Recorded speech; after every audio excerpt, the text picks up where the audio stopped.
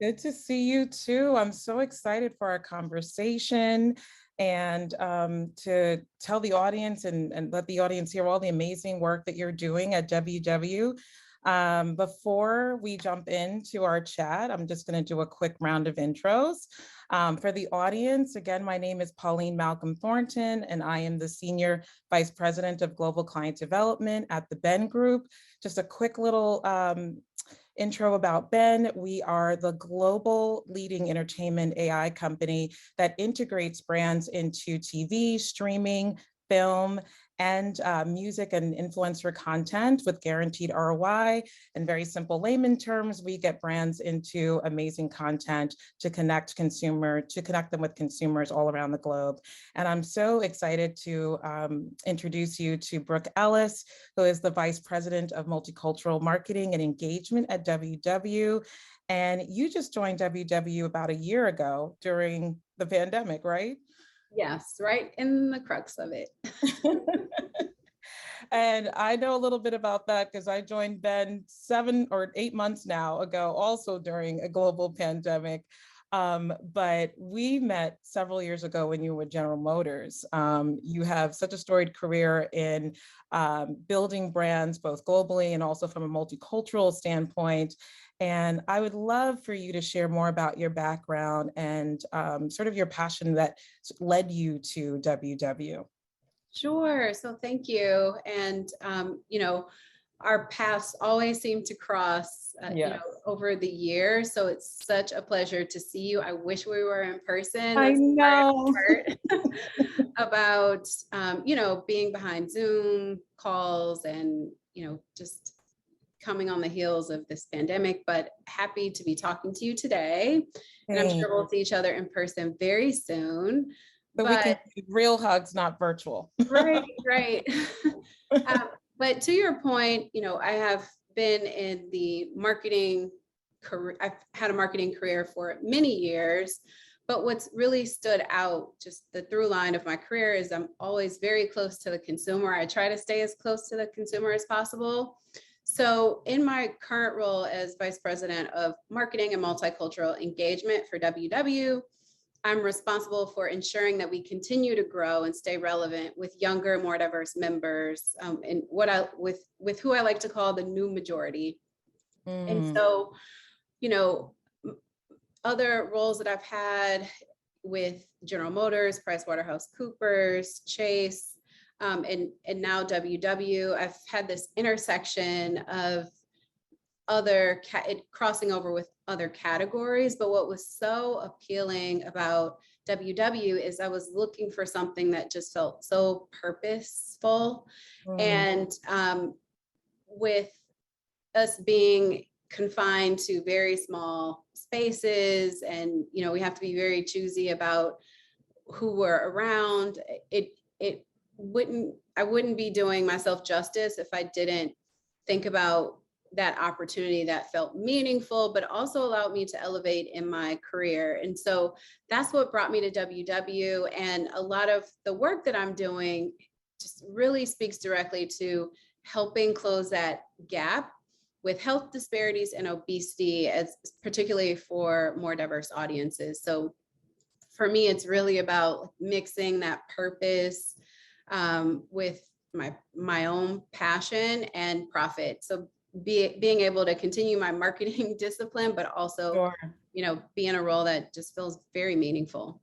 I love that. I love, the purpose-driven aspect and sort of closing that gap, if you will, for especially brown and Black communities with health and wellness. And can you speak a little bit about what you're finding to be the most important part of your work since joining WW right now?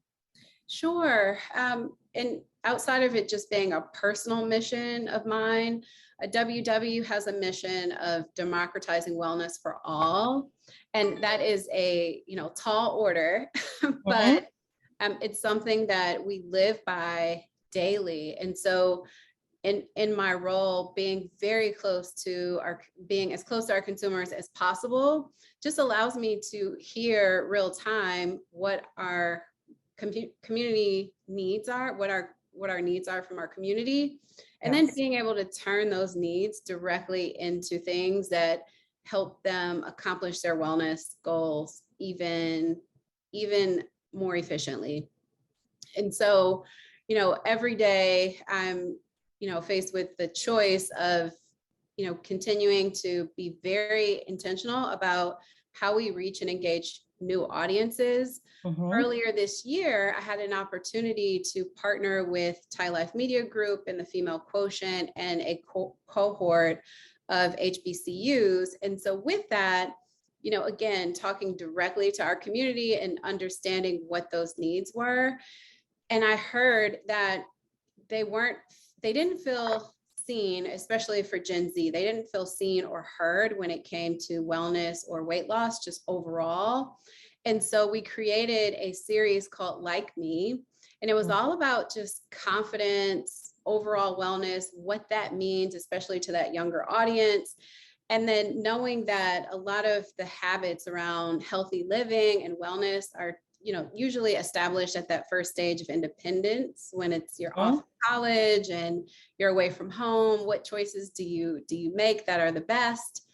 And so with this series that we created, we brought in some of the thought leaders, the influencers that we really felt connect the most with this younger demo. And then on top of that, we provided them with real workshops to give them tangible tools to help improve their choices when it comes to healthy living and eating. So, I mean, the turnout for it was just one that I've never seen. And just the authentic conversation. And then it gave us an opportunity to really take those moments, that content that we captured, and then share it with a much broader audience. So to me, that's most meaningful, because we were able to be a part of something that helped that younger generation change the way they even think about health and wellness, and then gave them the tools to help shift some of their habits. I love that, because there's so much negativity when it comes to body image and social media. And the fact that you guys were able to provide them with those tools and also connect them with positive sort of influencers is amazing. And I love Thai Life. Thai is a mutual friend, so I love that you guys were able to leverage her in this as well and speak to HBCU students. Can you expound more on some of sort of the community support overall that WW is providing, particularly to multicultural communities? You spoke about Gen Z, but are there other audiences that you're also, focusing on within the various different multicultural communities? Yes. So, community is truly the heartbeat of WW. And so as we, identify ways that we will continue to engage with a broader audience and really meet our members where they are, we created workshops and just overall groups for people to come together that have similar interests. And out of that was birthed the Black Women's Workshop. And it's the most attended, most engaged workshop that we have. And the reason behind it, and I think it's something that, our members were really raising their hands for. And when we put it in place, it just showed us that we provided something that our members were yearning for. And so we are continuing to create more spaces like that, where people that have similar interests can just get together and support one another. And I think that's the biggest thing. It's being able to share and be vulnerable and share what your wellness and weight loss goals are with others, and just overall what your interests are, and being able to have people that hold you accountable to those goals and continue to inspire you to push forward. And so I have, been a part of many communities, and this is one that is the most optimistic, joyful, most supportive than I've ever experienced. And you'll continue to hear that from our members, it is just the heartbeat of joy. And so that is why I think, anyone who joins a community, they typically don't leave. They always find a way to come back. Even those that may take a break, they find a way back, because our community is really the strongest thing that we have. Yes, yes. And I have many friends and family that are strong WW members and advocates for many years. I want to switch a little bit gears here and talk about how you utilize partners, particularly to engage multicultural. You talked about the female quotient and other partners, but would love to hear more about that. And how do you see these partners, particularly entertainers, driving connection to wellness? Because you have a lot of famous members too, right, that are utilizing WW. So would love to sort of hear more about how you're leveraging these different partners to engage with communities. Yeah, absolutely. And you heard me talk about how community is the heartbeat of our brand. Absolutely. And beyond that, what makes up that community are real people. And real members, and those members sharing those experiences. So any partnerships that we establish are with real members, and there's no exaggeration there, even from the biggest name celebrity to an everyday person. They are all real WW members. And so, a lot of those partnerships are just fostered by us, leading with that voice of authenticity, because we know that's the most meaningful thing to anyone who is considering, taking this journey. And even more important to diverse audiences, because as I mentioned earlier, they feel like they're not seen. And so, it's our job to continue to show up with real people, with the most, diverse stories, to make sure that they feel that they have, something to connect to. The people he helps. Beautiful. I wish I could do it. Feedback is, You seem like you got a it's not for me either. Perhaps a new volunteer. For Innovators, I don't know if you guys can mute. Okay, I don't hear it anymore. Like, it's not coming from us. Yeah. No, but it's great to hear sort of the strength behind community, and how WW is building such a strong community and tapping into that. I want to talk a little bit more about how you're leveraging, particularly like moving past traditional advertising. And it sounds like you guys have moved past it, where you're tapping more into social, tapping more into influencer, but want to speak a little bit more about how you guys are particularly integrating content as well, right? You're creating your own content and tapping into influencers, but would love to expound upon that a bit more and hear how you're tapping into more emerging channels to connect with audiences. Yeah, no, that's a great question, because I think it's something everyone right now is trying to solve for. But, again, it goes back to really highlighting and identifying opportunities to share and create stories from real people. And so, a lot of the content that you see from us are just stories from real people, and we know how important that is. And so, we've been very, very intentional about identifying who those people are, who those members are, that have stories that are different than what you typically see, especially as it pertains to weight loss and just wellness and accomplishing goals in the wellness space. And so one of the shifts that we made is just ensuring that we have diversity, and not just ethnicity, but also in lifestyle. And so featuring lifestyles that, from someone who's on the go, or someone who may be a stay-at-home mom, or someone who is constantly going to events, or someone who works 24/7 and doesn't have time to sit down for a meal. or doesn't have time to, sit with a coach to train them on, with their fitness activities. And so one of the things that we've really helped solve for is, creating that tool where 24/7 you have access to us so we can help you through that journey. And so those are a lot of the stories that you'll see us featuring, and it's capturing that in a very, digestible way, and then using emerging media tools to help spread that message. And so you'll see a lot of us showing up in social, paid social, and through those channels. I think what we found is that that's where our audience is, that's where our potential members are. And so we have to continue to be present there with really authentic content.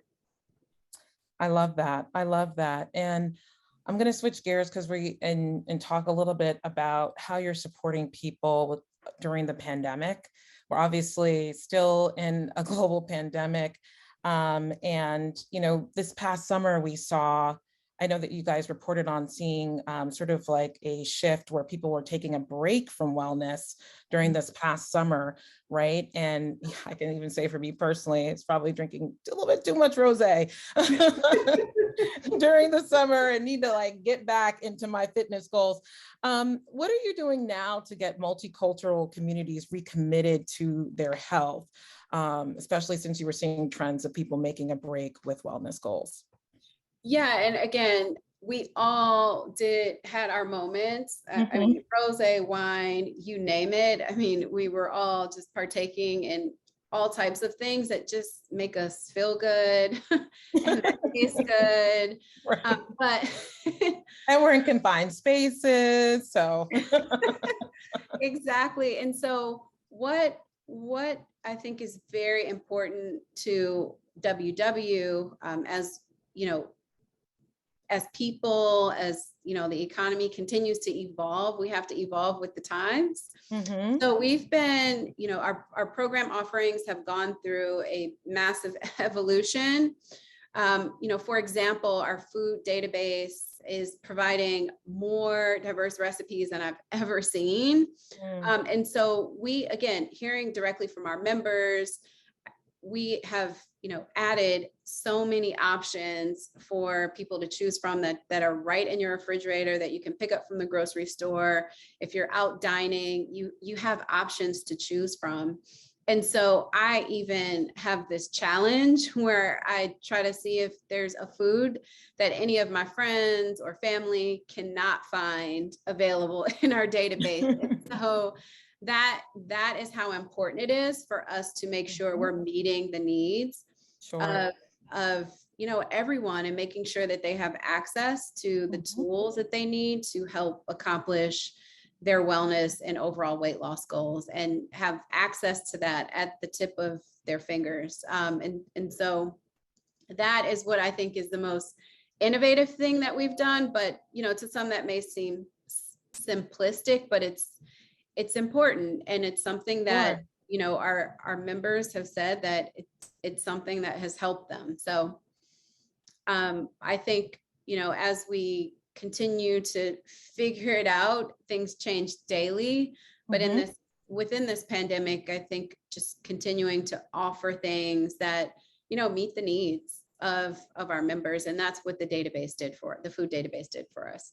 That's great. No, that's great. And needed, especially giving new ideas on recipes and things like that. So that's great to hear.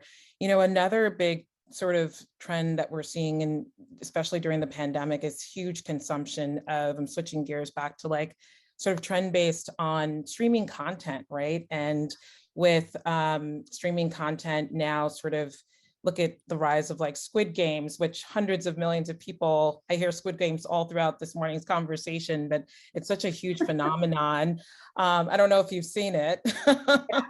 It's intense. It's crazy. It's crazy. I binged it in a weekend a few weekends ago, and close to like 200 million people in 1 month, most viewed show ever. And, just sort of like bringing it back to selfishly back to Ben, we're obviously focused on streaming platforms and content. And, going forward with everything that we've discussed with respects to, how you're engaging in communities, moving past traditional advertising, how are you looking to reach consumers in non-ad supported spaces, especially with sort of this huge consumption of streaming content globally?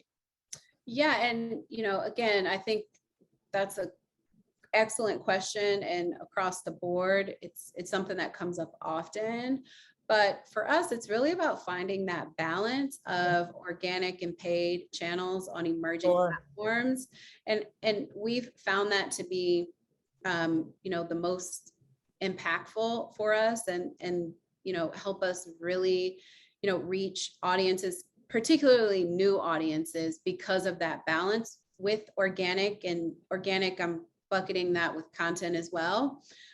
It allows us to, speak with a voice of true authenticity, as well as, we're being present with those that already have credibility with the audiences that we're trying to reach. So I think, finding that those balances and continuing to seek the right tools that we know our members and future members are using is something that we are doing on an ongoing basis. So, I think that it's something that's going to continue to change as this industry does, but it's all about balance, and just making a big swing towards one direction over the other, is not the answer. But I do think, continuing to test and learn is what we really see as the true opportunity there.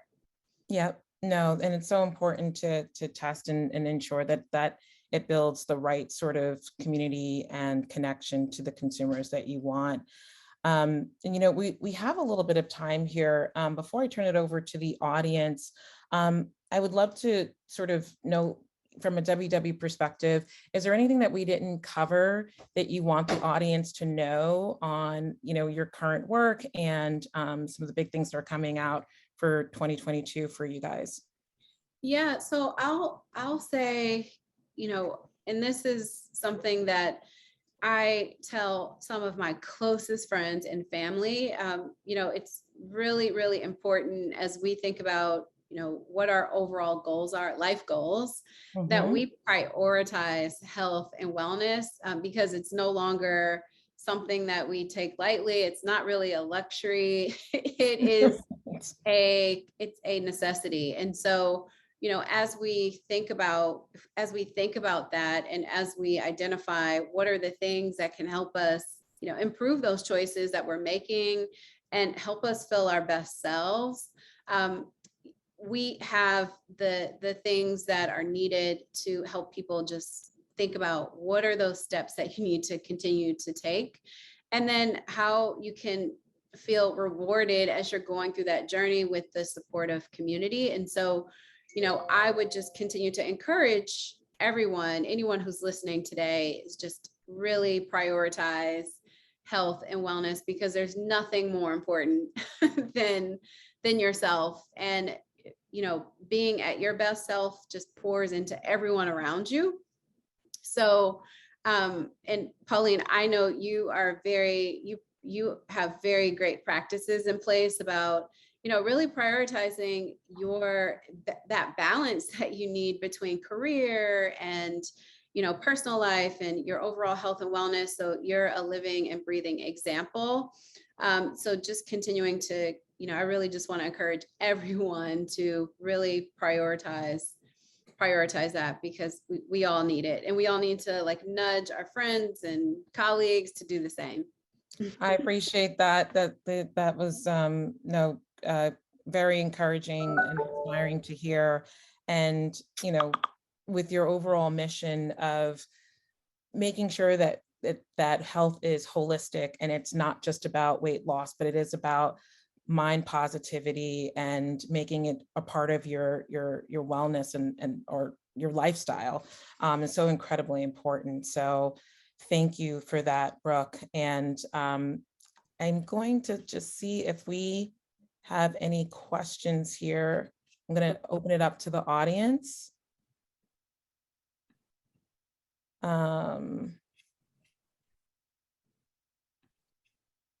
Do we have any questions for Innovators? Maybe not. Maybe not. I don't see questions here, but we do have a few more minutes. I think we have until, I want to be mindful of time. We have until about 11 o'clock. So we have a few more minutes. So I'm going to keep going in terms of Q&A, if you don't mind. Sure. Yeah. I don't know if there were questions in the queue. I don't see any. Yeah, I don't see any questions yet. But oh, I see. Do you see the question? Yes. So out of curiosity, there's a question here. Out of curiosity, are there specific health challenges for Black members that you address differently within the WW platform?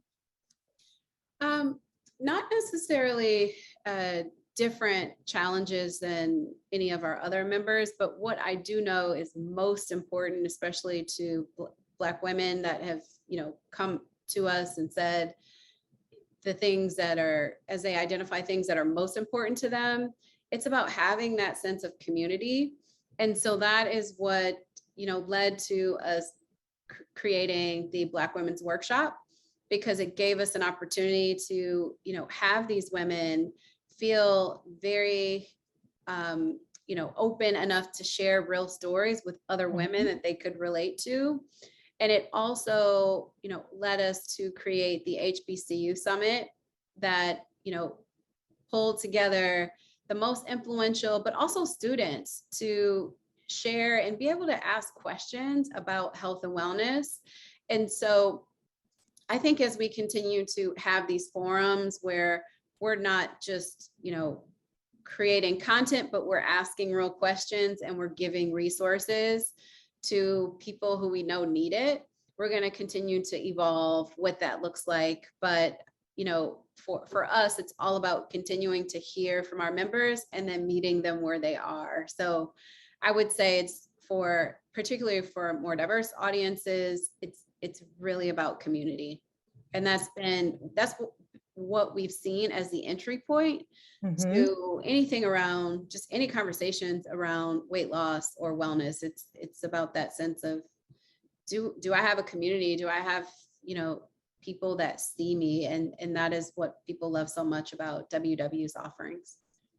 I love that. And we have a follow-up. Do you ever get any backlash from like African-American members on having those specific activations for African-American members only, or specifically? Do you ever see any backlash from other groups? I will say, as we've been bringing a lot of the groups to life, and they are all hand raisers for these groups to be created. It's real members that are requesting these groups. And so we continue to evolve in how we're creating additional groups. And so we started with Black Women's Workshop. We've created groups for Hispanic women. We've expanded beyond that for creating groups for people who just have like-minded interest. And so as we, are constantly hearing from our members, those groups are expanding. So I think it's all about just hearing directly from what our member needs are.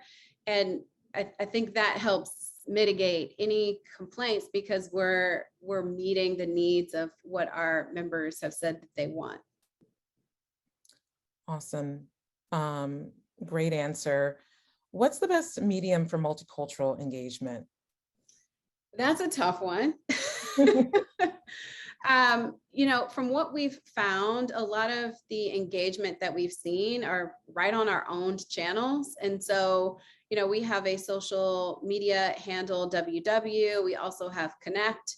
And so that has been where we've seen a lot of interaction where, you know, there's comments, they're posting, they're able to share their true story, their true authentic stories, and then connect with others that have similar stories or that they can relate to.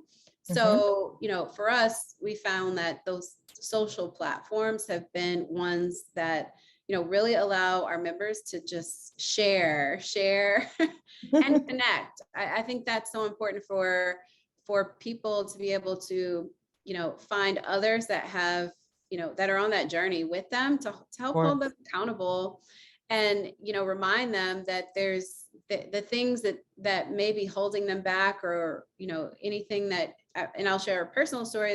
There's times where I feel like I don't want to go work out or I don't want to eat certain foods, but then I have this community that reminds me to keep going and gives creative ideas on what are other things that will continue to help motivate me throughout that journey.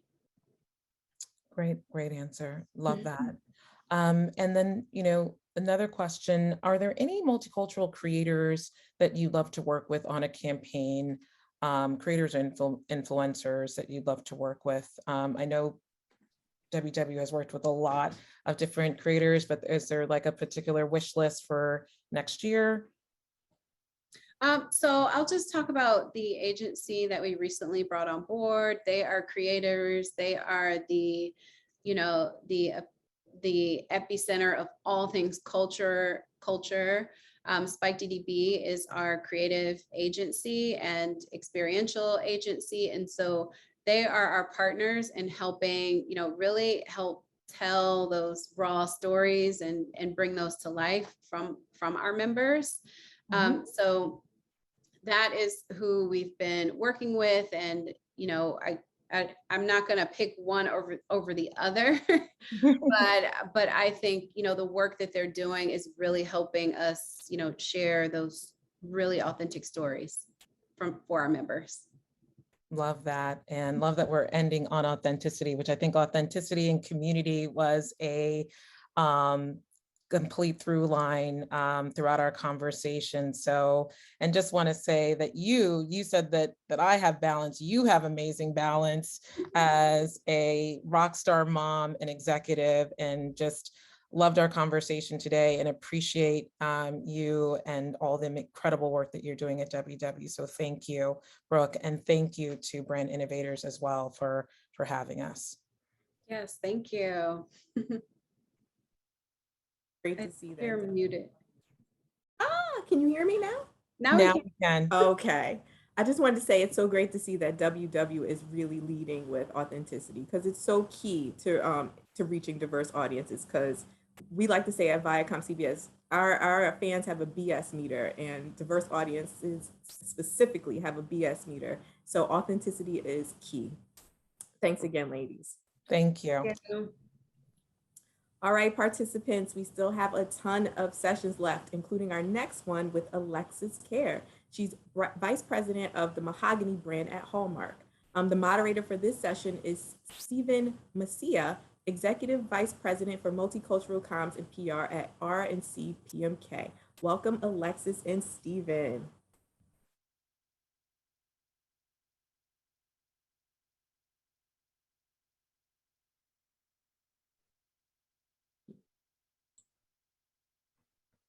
That was a cool background pic you had there.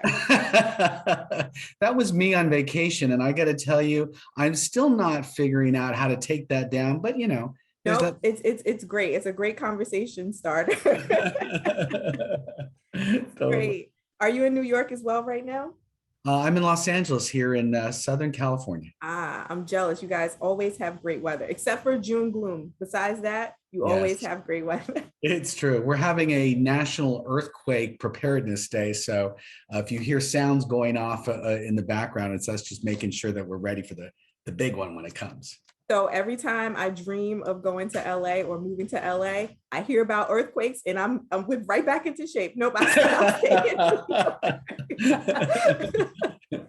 You guys can keep that. You can keep the earthquake. All right, is Alexis? Oh, Shahar, you're back. I'm back.